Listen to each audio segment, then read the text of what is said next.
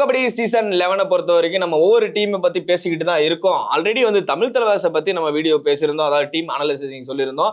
And still இதெல்லாம் தாண்டி இப்ப கீழே கமெண்ட் செக்ஷன் வரும்ல, நம்ம கடைசி எப்பயுமே சொல்லுவோம் வீடியோ முடிக்கும் போது, எதா இருந்தாலும் நீங்க கமெண்ட் பாக்ஸ்ல போடுங்கன்னு சொல்லுவோம். அவங்க எல்லாரும் கேட்டது வந்து நம்ம ஸ்டேட்டை பத்தி மட்டும் இல்லாம மற்ற ஸ்டேட்டை பத்தி கொஞ்சம் நிறைய பேசுங்க, பிகாஸ் கபடி மேல எங்களுக்கு நிறைய இன்ட்ரெஸ்ட் இருக்குன்னு சொல்லியிருந்தாங்க.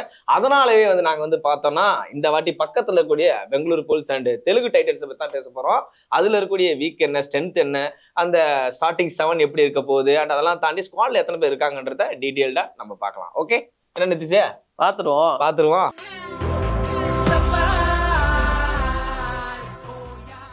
ஆலினா ஸ்போர்ட்ஸ் நேயர்களே அனைவருக்கும் வணக்கம். நான் விஜய் சிட்டி, என்னுடன் ஸ்போர்ட்ஸ் நிதிஷ். எங்க பார்த்தாலும் தனியா பரப்பலாம். ஸ்போர்ட்ஸ் நிதிஷ் வரலையா தானே கேக்குறாங்க. ஐபிஎல் அப்படிலாம் கேக்குறாங்க, உண்மையா கேக்குறாங்களா? நேத்தி கூட ஈவென்ட் போனப்பெல்லாம் கேட்க மாட்டாங்க. கேட்காங்களா? கேட்டாங்களா? எங்க கூட ஒருத்தர் அவரு எங்க காணோம்? சொல்லிருங்க, ஸ்போர்ட்ஸ் மட்டும் தான் பேசுவார். ஸ்போர்ட்ஸ் எதெல்லாம் இல்லையே, உண்மையாங்க சகலகலா வல்லவங்க. மீன்வாயில் குமார் சொல்லுங்க, யார் இவரு?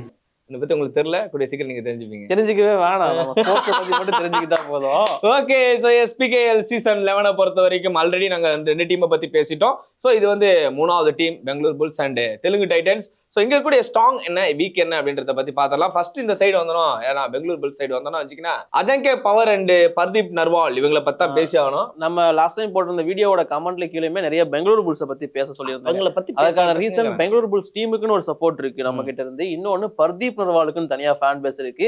தமிழ் தலைவாசல இருந்த அஜின்கே பவர் வேற அங்க போயிருக்காருங்கும் போது ஓவராலா மிக்ஸ் ஆகி பெங்களூர் புல்ஸ்ல கமெண்ட் நிறைய இருந்துச்சு. அதாவது இப்ப சென்னை சூப்பர் கிங்ல ஃபேஃப் எப்படி பெங்களூருக்கு போனாரோ அதே மாதிரிதான் இங்க அப்படியே ஸ்கிரிப்ட். ஆனா ஆமா, அப்படியே இருக்க மாதிரி இருக்கு லைட்டா பாரு. ஆனா பெங்களூர் புல்ஸ் டைம் சாம்பியன்ஸ்.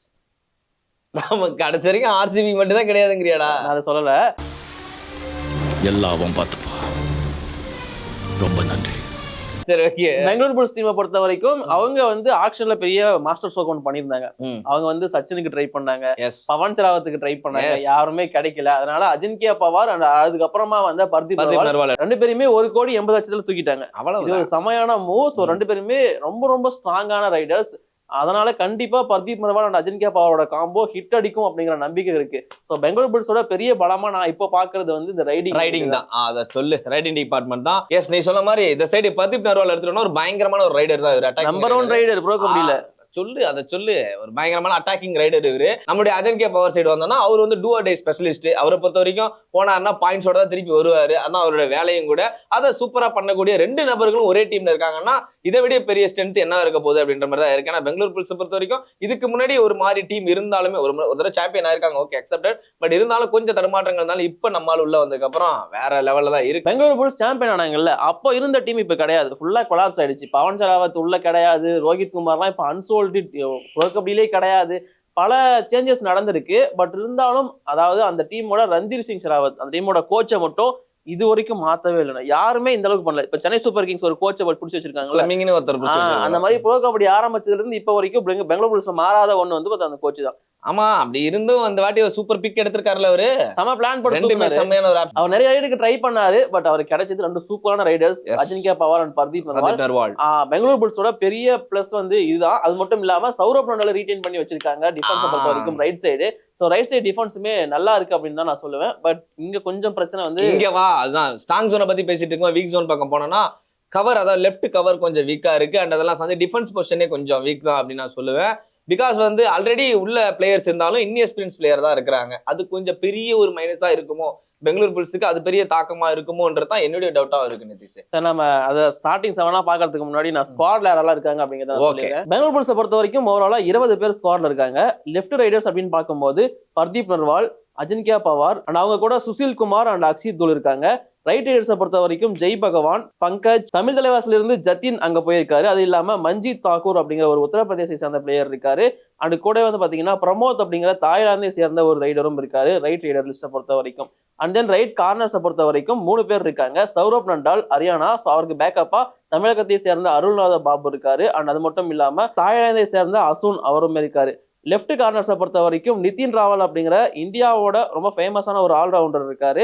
அவருக்கு பேக்கப்பா வந்து பாத்தீங்கன்னா ஆதித்யா பவார், அண்ட் கூடவே சந்திரா நாயக் அப்படிங்கிற ஒரு பிளேயர் இருக்காரு. லெஃப்ட் கவரை பொறுத்த வரைக்கும் அவங்க ரீடைன் பண்ண பர்த்தி குலியா இருக்காரு, அவருக்கு பேக்கப்பா ரோஹித் சர்மா இருக்காரு. ரைட் கவர்ஸை பொறுத்த வரைக்கும் அவங்க ரீடைன் பண்ண பொன் பார்த்திபன் சுப்பிரமணியன் ஃப்ரம் தமிழ்நாடு, அவர் தான் இருக்காரு. அவருக்கு பேக்கப்பா லக்கி தங்கர் அப்படிங்கிற உத்தரப்பிரதேசத்தை சேர்ந்த பிளேயர் இருக்காரு. ஸோ இதுதான் பெங்களூர் புல்ஸோட ஸ்குவாட். இங்க லெஃப்ட் ரைடர்ஸ் வந்து ரொம்ப ஸ்ட்ராங்கா இருக்காங்க. அவங்க ரீடைன் பண்ண 2 ரைடர்ஸ், அவங்க ஆக்ஷன் எடுத்த 2 ரைடர்னு சொல்லிட்டு, அது இல்லாம ரைட் ரைடர்ஸும் இருக்காங்க. இதுல யாரை யூஸ் பண்ண போறாங்கிறது தான் பெரிய கேள்விக்குறியா இருக்கு. சரி, ஸ்குவாட் போய் கரெக்டா படி போ. ஏன் படிச்சுட்டு எல்லாம் மறந்து போய் ரோஹித் சர்மா பேர்லாம் சொல்லிட்டு இருக்கு. ரோஹித் சர்மான்னு பிளேயர் இருக்காங்கண்ணே. என்ன கபடி டீமா இல்ல கிரிக்கெட் டீம் ஸ்குவாடாடி? நேத்து என்னன்னா சொல்றான், இங்க திவாரி சொல்றான், ரிங்கு சிங்கிறான், ஜெயசூர்யாங்கிறான், இப்ப ரோஹித் சர்மானே விராட் கோலி நேரம் இருக்காங்களா? இல்ல தோனி நேரம் இருக்காங்களா? இல்ல ஜோக் இல்லையா? ஓகே, சோ எஸ், இதுதான் வந்து பெங்களூர் புல்ஸோட ஸ்குவாடு. இதுல வந்து கிட்டத்தட்ட வந்து 20 நபர்கள் இருக்காங்க. நம்ம ஆல்ரெடி வந்து சொல்லியிருந்தோம் 2 டீமுக்கு வந்து தமிழ் தலைவாஸ் நேற்று பார்த்தோம் இல்லையா, அவங்களுக்கு வந்து 18 பிளேயர்ஸ் மட்டும் தான் இருந்தாங்க. பட் ஆனால் இதுல வந்து 20 பிளேயர்ஸ் சூப்பரான பிக் தான். பட் இருந்தாலும் இந்த டிஃபென்ஸ் அண்ட் கார்னர் பயங்கர வீக்கா இருக்கு. மேபி இது அவங்களுக்கு பெரிய ஒரு இழப்பா இருக்கும். பட் ஆனா கோச் இது சரி பண்றதுக்கு ஏதாவது பிளான் பண்ணி தான் ஆகணும், பண்ணுவாரு. ஸோ வெயிட் பண்ணி பார்க்கலாம். ஸ்டார்டிங் 7 சொல்லிடுறேன் அந்த விஷயத்தை.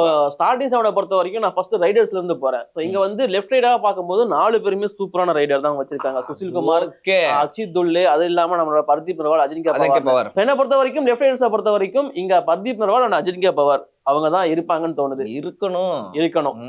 அது இல்லாம ஒரு ரைட் ரைடருக்கு போலாம். அந்த ரைட் ரைடர் யாருங்கிறத மட்டும் அவங்க பிக்ஸ் பண்ணிக்கிட்டா போதும். ஏன்னா ரைட் ரைடர் ஆப்ஷன் வந்து நிறைய இருக்கு. இல்ல 3 பேருமே நாங்க லெஃப்ட் ரைடர் தான் போவோம்னு முடிவு பண்ணாலும் அது வந்து போக வேண்டியதான். அப்புறம் இல்ல போலாம், அது நல்ல ஆப்ஷன் தான். எப்பறம் லெஃப்ட் ரைடர் வச்சு போனா நல்லா இருக்குமாடா? கரெக்ட் தான், ஒரு ரைட் ரைடர் இருந்தா நல்லா தான் இருக்கும். சரி, அது வந்து கோச் எடுக்கிற முடிவு தான். பட் இங்க ரைடிங்ல பிரச்சனையே கிடையாதுன்னு. இந்த பக்கம் டிஃபென்ஸ் பக்கம் வந்தோம் அப்படின்னா மட்டும்தான். ஸோ டிஃபென்ஸ்ல ரைட் சைடு வந்து பாத்தீங்கன்னா ரைட் கார்னருக்கு சௌரப் நடால் இருக்காரு. ஸோ சௌரப் நடால் இருக்கிற வரைக்கும் அந்த டிஃபென்ஸ் வந்து பெரிய பிரச்சனையாவே இருக்க போறது கிடையாது. அதே மாதிரி லெஃப்ட் சைடு வந்தோம் அப்படின்னா லெஃப்ட் சைடு கார்னர்ல வந்து நிதின் ராவல் அப்படிங்கிற ஒரு பிளேயர் எடுத்திருக்காங்க. நல்ல பிளேயர் தான், நான் வேணான்னு சொல்லல. பட் இருந்தாலும் போன சீசன் அவரால் ஆட முடியாம போயிருச்சு பெங்கால் வாரியர்ஸ்க்காக. ஒரு சின்ன கேப் இருக்கு, இன்ஜுரியில இருந்து வராரு. ஸோ அது எப்படி இருக்க போகுது. அண்ட் கவர்ஸ் பக்கம் வந்தோம் அப்படின்னா அவங்க ரீடைன் பண்ண லெஃப்ட் கவர்ல வந்து பாத்தீங்கன்னா பர்தி குலியான ஒரு பிளேயர். லாஸ்ட் சீசன் எனக்கு ரொம்ப இம்ப்ரெஸ் பண்ண ஒருத்தர் பர்தி குலியா. கண்டிப்பா இந்த சீசன் நல்லா பண்ணுவாரு. ரைட் கவரை பொறுத்த வரைக்கும் தமிழகத்தை சேர்ந்த பொன் பார்த்திபன் சுப்பிரமணியன் அவர் தான் இருக்க போறாரு. ஸோ கவர் கொஞ்சம் இன்எக்ஸ்பீரியன்ஸ் தான், பட் இருந்தாலும் நல்லா பண்ணுவாங்கிற நம்பிக்கை இருக்கு. எனக்கு லெஃப்ட் சைட் கார்னர் மட்டும் நிதின் ராவல் என்ன பண்ண போறாங்கிற ஒரு கொஸ்டின் மார்க் இருந்துட்டு தான் இருக்கு. ஆனா எல்லா டீம்லயும் பாருங்க ஒரு தமிழ் பிளேயர் சூப்பரா ரோல் பண்றதுக்காக காத்துக்கிட்டு தான் இருக்காங்க. கவர்ஸ் நீங்க எடுத்தீங்கன்னா ஏதாச்சும் ஒரு தமிழ் பிளேயர் அங்க இருக்காங்க. தமிழ் தலைவர்ஸ்ல டிஃபென்ஸ்னா டிஃபென்ஸ் தமிழ் தலைவர்ஸ்ல அபிஷேக் இருக்காரு. அபிஷேக் அஜ்ஜோ அவர் இருக்கிறதுனால அங்க வரைக்கும் பிரச்சனை கத்துக்கிட்டு இருக்காங்க எல்லாரும். சரி, இதெல்லாம் பத்தி பேசணும். கேப்டன் பக்கம் போவோமா? போலாம். ஏன்னா ஒவ்வொரு டீம்லயும் 2 பேர் தான் கேப்டன்சிக்கு அடிச்சுக்கிறாங்க. ஆனா இந்த டீம்ல மட்டும் தான் ட்ரிபிள்ஸ், அதான் 3 பேர் அடிச்சுக்கிற அளவுக்கு இருக்கு. ஒரு பக்கம் பார்த்தா அஜின்கியா பவார் வருவாரா, இன்னொரு பக்கம் வந்து பாத்தீங்கன்னா பர்தீப் நர்வால் வருவாரா, அதுக்கப்புறம் சௌரப் வருவாரான்னு சொல்லிட்டு எல்லாரோட கேள்வியும் இருக்கு. இதுக்கு பதில் சொல்ற விதத்துல நீயே சொன்னா நல்லா இருக்கு. யாரு கேப்டன் வருவா? சௌரப் நடால் தான் இருக்கணும். நான் திரும்பவும் தமிழ் தலைவாசுக்கு ஒரு விஷயம் சொல்லியிருந்தேன். அதாவது சாகர் ராத்தி தான் ரொம்ப காலமா இருந்திருக்காரு ஒரு டிஃபெண்டரா, ஒரு கேப்டனா. சச்சின் திடீர்னு வந்த உடனே கேப்டன்சி கொடுக்க முடியாது. அதே மாதிரிதான் இங்கேயும் சௌரப் நடால் தான் கேப்டனா அந்த டீமுக்கு வந்து வழிநடத்தி கொண்டு போயிருக்காரு. அஜின்கியா பவர் கொடுக்க மாட்டாங்களா? ஸ்ட்ரைட்டா அஜின்கியாவுக்கும் பர்தீப்புக்கும் கொடுத்து பிரஷர் ஏற்படுத்த வேணாங்கிறதா என்னோட ஒப்பீனியன். அஜின்கியா பவர் முன்னாடி கேப்டன்சி பண்ண எக்ஸ்பீரியன்ஸ் இருக்கான்னு கேட்டா டொமஸ்டிக்ல இருக்கு. அதான் கேட்கறேன். பர்தீப் நர்வாலுக்கும் எக்ஸ்பீரியன்ஸ் இருக்கு, பட்டா பயசமா சூப்பரா வழிநடத்தி இருக்காரு. பட் இருந்தாலும் அந்த பிரஷர் அவங்க மேல போட வேண்டாம், அது சௌரப் நடால் கிட்டே இருக்கட்டும் அப்படிங்கிறதா. இது ஆல்ரெடி ஒரு புது பிளேயர்ட்ட கொடுக்கலாம்னு சொல்லி யோசிச்சாங்கன்னா புது பிளேயர் கிட்ட கொடுக்கலாம்னா, பட் சௌரப் நடால் தானே போவாருன்றீங்க. ரந்தீப் சிங் ஷெராவத் அவரோட பெட்டு. சோ சௌரப் நடால் தான் ஃபர்ஸ்ட் சாய்ஸா இருக்கும். ஓகே, பெங்களூர் புல்ஸ் வெளில போறது யாராவது இருக்க முடியாது. நெக்ஸ்ட் ஓகே, சுமார் ஃபைன் ஆடுவாங்க. அடுத்தது தெலுங்கு டைட்டன்ஸ் பக்கம் வந்துருவோம். தெலுங்கு டைட்டன்ஸ் பக்கம் வரணும்னாலே எல்லாரோட ஃபேவரட் பிளேயரான பவன் ஷெராவத் அந்த டீம்ல இருக்காரு அப்படின்றதாலே பயங்கரமா இருக்கும். பிகாஸ் ஒன் மேன் ஆர்மி, அது மட்டுமே தான் டீமுக்கு எனிமி அப்படின்ற மாதிரி சொல்லலாம். எக்ஸாக்ட்டா அதான் ஒன் மேன் ஆர்மி ஒரு எனிமி அப்படின்னு சொல்லலாம். லாஸ்ட் டைம் வந்து பவன் ஷெராவத் மட்டுமே பெர்ஃபார்மன்ஸ் கொடுத்த மாதிரி இருந்துச்சு. டீம் வந்து நிறைய கொலாப்ஸ் ஆயிருந்துச்சு. சோ அது இந்த டைம் நடக்க கூடாதுன்னு சொல்லிட்டு கோச் எல்லாம் மாத்திருக்காங்க. சரியான ஒரு கோச் வந்திருக்காரு, கிறிஸ்டன் ஊடா அப்படின்னு சொல்லிட்டு. டெல்லியை வந்து ஃபைனலுக்கு கொண்டு போன ஒரு கோச், டெல்லியை சாம்பியன்ஷிப் படிக்க வச்ச ஒரு கோச் அப்படிங்கும் போது சோ அந்த கோச் வந்து இங்க தெலுங்கு டைட்டன்ஸ் என்ன பண்ண போறாங்கிறது ஒரு பெரிய கொஸ்டின். ஆக்ஷன்லயே அவரோட பிரில்லியன்ஸ் அப்படிங்கிறது தெரிஞ்சிருந்துச்சு. ஏன்னா போன டைம் ஆக்ஷன்ல 2,63,00,000 வந்து பவன் எடுத்து இந்த டைம் வந்து பாத்தீங்கன்னா 2,40,00,000 பவன்குமார் ஷெராவத்தையும் எடுத்துட்டாங்க. கிருஷ்ணன் துல் அப்படிங்கிற ஒரு சூப்பரான டிஃபெண்டரையும் எடுத்துட்டாங்க. அதை சொல்லு. அப்ப பவன் ஷெராவத் எவ்வளவு எடுத்தாங்கன்னு சொல்லு. 1,70,00,000. அவ்வளவுதான். கார் வாங்குறது என்னலாம் இருக்கணும், அவனுக்கு குறைச்சு விடுற அமௌண்ட் சொல்லி டிப்பா ஆயிருக்கு. பவன் ஷெராவத்தோட வேல்யூ டிப்பா இருக்கு. அதுக்கான ரீசன் வந்து தெலுங்கு டைட்டன்ஸ் எப்படியும் எஃபிஎம் யூஸ் பண்ணிடலாம்னு சொல்லிட்டு நிறைய டீம்ஸ் வந்து பவன் ஷெராவத்துக்கு ஆக்ஷன்ல போகவே இல்லை. ஸோ அதுவே ஒரு மைனஸா இருந்துச்சு. இன்னொன்னு வந்து பாத்தீங்கன்னா பவன் ஷெராவத் எடுத்தா பவன் ஷெராவத் கிட்ட மட்டும் பெர்ஃபார்மன்ஸ் வருது, டீம் கிட்ட வர மாட்டேங்குது, ஒரு டிசப்பாயின்மெண்ட். அப்ப எந்த நம்பிக்கையில FBM கார்டை போட்டு எடுத்தாங்க இவங்க? ஏன்னா ஒரு கிறிஸ்டியனோட யூஸ் பண்ணிடுவாருன்னு கண்டிப்பா ஒரு பவன் ஷெராவத் மட்டும் இல்லாம அந்த டீமாவே சூப்பரா பெர்ஃபார்மன்ஸ் பண்ண வைப்பாரு நம்பிக்கை ஓகே, இருக்கு. எஸ். அதாவது கடைசி 4 சீசன்ல தெலுங்கு டைட்டன்ஸ் தான் கடைசி பிளேஸ். ஆனா இந்த சீசன் அப்படி முடிக்க மாட்டாங்கிற நம்பிக்கை எனக்கு இருக்கு. ஓகே, பவன் ஷெராவத்தை கேட்போம். ஆனா திரும்பவும் ஒரே ஒரு ரிக்வெஸ்ட் மட்டும் தான் வச்சுக்கிறேன். வெறும் பவன் ஷெராவத் மட்டும் பெர்ஃபார்மன்ஸ் பண்ணா ஒண்ணும் பண்ண முடியாது. அதான் டீமா பெர்ஃபார்மன்ஸ் பண்ணா ஆர்மி டீமுக்கு எனிமி ஆகாம இருந்தா சந்தோஷம். So, தெலுங்கு டைட்டன்ஸை பொறுத்த வரைக்கும் பலமா நான் பாக்குறது பவன் ஷெராவத் தான். அந்த ரைடிங் வீட் பார்க்க கொஞ்சம் நல்லா இருக்கு. Yes. பட் டிஃபென்ஸ்ல வந்து ரைட் சைடு கொஞ்சம் ஓகே, கிறிஸ்டியன் உள்ள வந்திருக்கிறதுனால கொஞ்சம் ஸ்ட்ராங்கா இருக்கு. பட் இங்க மைனஸா அந்த கவர் தான், கவர் ஓவரால் மத்த டிஃபென்ஸ் எல்லாமே இன்எக்ஸ்பீரியன்ஸா இருக்குங்கிறது என்னோட ஒப்பீனியன். லீட் பண்ற அளவுக்கு எக்ஸ்பீரியன்ஸ் கொண்ட ஒரு டிஃபெண்டர் டீம்ல இல்லங்கிறது. ஆனா எல்லா டீமும் கம்பேர் பண்ணும்போது எல்லாருமே இந்த கவர்ல கொஞ்சம் வீக்காவே இருக்காங்க. என்னதான்டா பிரச்சனை இந்த கவர்? எல்லா டீமும் கவர்ஸ்ல கொஞ்சம் வீக்னு சொல்ல ஆமா, முடியாது. கொஞ்சம் கொஞ்சம் வீக் தான். தமிழ் தலைவாஸ் பாத்தா நம்ம அபிஷேக் வச்சிருக்கோம். இதுக்கப்புறம் நம்ம பார்க்க போற டீம்ல கவர்ஸ்ல ரொம்ப ஸ்ட்ராங்கா இருப்பாங்க. ஓ சூப்பர். Okay fine. ஒரு சில டீம் மட்டும் வீக்கா இருக்காங்கன்றது தான் இதா இருக்கு. Okay fine. சோ நல்லா தெளிவா தெரியுது இந்த சைடுலயுமே வந்து கவர் கொஞ்சம் வீக்கா இருக்காங்க. இப்போ வந்து டீமோட ஸ்குவாடுக்குள்ள போயிடுவோம் நம்ம. தெலுங்கு டைட்டன்ஸ் ஸ்குவாடை பொறுத்த வரைக்கும் ஓவராலா 19 பேர் ஸ்குவாட்ல இருக்காங்க. லெஃப்ட் ரைடர்ஸ் அப்படின்னு பார்க்கும்போது விஜய் மாலிக் இருக்காரு, பிரஃபுல் ஜவாரி இருக்காரு, ரோஹித் ராத்தி அண்ட் நிதின் ராவல் இருக்காங்க. அண்ட் ரைட் ரைடர்ஸை பொறுத்த வரைக்கும் பவன்குமார் ஷெராவத், மஞ்சித் இருக்காரு அண்ட் ஆஷிஷ் நர்வால், கூடவே ஓம்கார் பட்டேல் அப்படிங்கிற பிளேயர் இருக்காரு, சஞ்சீவி அப்படிங்கிற தமிழகத்தை சேர்ந்த ஒரு ஆல்ரவுண்டர் இருக்காரு அண்ட் அது கூடவே சேத்தன் அப்படிங்கிற ஒரு பிளேயர் இருக்காரு. டிஃபென்ஸ் பக்கம் வந்தோம் அப்படின்னா ரைட் கார்னர்ஸ். ஸோ இங்க வந்து ரைட் கார்னர்ல கிறிஸ்டியன் தூல் இருக்காரு, அவருக்கு பேக்கப்பா சங்கர் கடாய் இருக்காரு. ரைட் கவர்ஸை பொறுத்த வரைக்கும் மிலாட் ஜபாரி இருக்காரு ஃப்ரம் ஈரான், அவருக்கு பேக்கப்பா வந்து பாத்தீங்கன்னா சாகர் நர்வால் அப்படிங்கிற ஒரு பிளேயர் இருக்காரு. லெப்ட் கவரை பொறுத்த வரைக்கும் அஜித் பவார் இருக்காரு, மகாராஷ்டிராவை சேர்ந்த பிளேயர், அவருக்கு பேக்கப்பா ஹமித் குமார் இருக்காரு. லெப்ட் கார்னர்ஸை பொறுத்த வரைக்கும் அங்கி ஜெகலான், சுந்தர் அண்ட் கூடவே முகமது மாலக் அப்படிங்கிற ஓவர்சீஸ் பிளேயர் இருக்காங்க. ஸோ இதுதான் தெலுங்கு டைட்டன்ஸோட ஸ்குவாட். நான் ஸ்குவாட் படிக்கும் போதே உங்களுக்கு தெரிஞ்சிருக்கும், இங்க லெஃப்ட் கார்னர் அப்படிங்கிறதுல பெரிய ஸ்ட்ராங்கான பிளேயர் கிடையாது. மேபி சுந்தரை யூஸ் பண்ணலாம், ஒரு நல்ல சாய்ஸ். நான் ஸ்டார்டிங் 7ல சொல்றேன். இங்கேயும் சுந்தர் யூஸ் பண்ணலாம், கிரிக்கெட்லயும் சுந்தர் யூஸ் பண்ணலாம். டேய் இவன் வேற என்னை ரொம்ப டார்ச்சர் பண்றான்டா. டீமோட ஸ்குவாட சொல்லிட்டு அப்படியே ஸ்டார்டிங் 7 சொல்லிடலாம்ல. ஸ்டார்டிங் 7ல வந்து பாத்தீங்கன்னா இங்க ரைட் ரைடர்ஸா 2 பேர் உள்ள வருவாங்க. ஒன்னு வந்து பவன்குமார் ஷெராவத் அண்ட் போன டைம் டெல்லியில இருந்த மஞ்சித். நான் முன்னாடியே சொல்லியிருந்தேன், இவர் டெல்லியோட முன்னாள் கோச் அப்படின்னு சொல்லிட்டு. டெல்லியில இருந்து நிறைய பிளேயர்ஸ் எடுத்திருந்தாரு. கிறிஸ்டியன் தூல், மஞ்சித், விஜய் மாலிக் ஆல்ரவுண்டர் எடுத்திருந்தாரு இல்லையா. இந்த 3 பேருமே உள்ள இருப்பாங்க. அதாவது பவன் ஷெராவத், மஞ்சித் 2 பேருமே ரைட் ரைடர்ஸ். லெஃப்ட் ரைடரை பொறுத்த வரைக்கும் விஜய் மாலிக்ங்கிற ஆல்ரவுண்டரை யூஸ் பண்றதுக்கான வாய்ப்பு நிறைய இருக்கு. மேபி பிரஃபுல் ஜவாரி மாதிரியான யங்ஸ்டர்ஸுக்குமே போகலாம். இது வந்து ரைடிங் ஆப்ஷன். ஸோ டிஃபென்ஸை பொறுத்த வரைக்கும் ரைட் கார்னர்ல கிறிஸ்டியன் தூல் தான் இருக்கப்ப அதுல எந்த டவுட்டுமே கிடையாது. அண்ட் கவர்ஸை பொறுத்த வரைக்கும் ரைட் கவர்ல ஓவர்சீஸ் பிளேயரான மிலாட் ஜபாரி தான் இருப்பாரு. லாஸ்ட் சீசனே ஓரளவுக்கு ப்ராமிசிங்கான பர்ஃபார்மன்ஸ் கொடுத்திருந்தாரு. லெஃப்ட் கவரை பொறுத்த வரைக்கும் அஜித் பவார் தான் ஆப்ஷன்.